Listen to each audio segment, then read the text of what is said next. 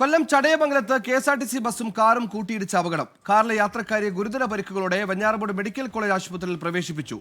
ചടയമംഗലം മുരുക്കാമണ്ണിലാണ് അപകടം.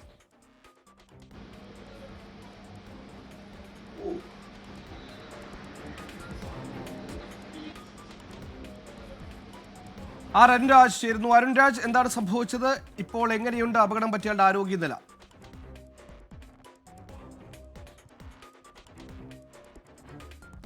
സുഹേൽ, കുറച്ചുകൂടി വിവരങ്ങൾ പുറത്തേക്ക് വരുന്നുണ്ട്. ഇന്ന് ഉച്ചയ്ക്ക് 2:30 കൊല്ലം ചടയമംഗലം പാതയിൽ ഇത്തരം അപകടം ഉണ്ടാകുന്നത്.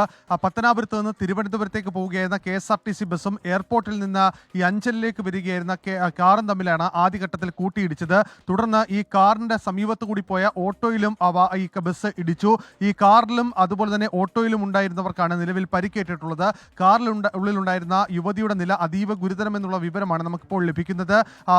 ബസ്സിലുള്ളിലുണ്ടായിരുന്ന 8 പേരും ഇപ്പോൾ ആശുപത്രിയിൽ ചികിത്സയിലാണ്. ബസ് ഡ്രൈവർ അമിത വേഗത്തിൽ എത്തിയതാണ് അപകടത്തിന്റെ കാരണമെന്നുള്ളതാണ് ബസ് യാത്രക്കാരും അതുപോലെ തന്നെ നാട്ടുകാരും ഇപ്പോൾ പോലീസിനോട് നൽകിയിരിക്കുന്ന വിവരം. ഈ KSRTC ഡ്രൈവറെ ഇപ്പോൾ ചടയമംഗലം പോലീസ് കസ്റ്റഡിയിലെടുത്തിട്ടുണ്ട്.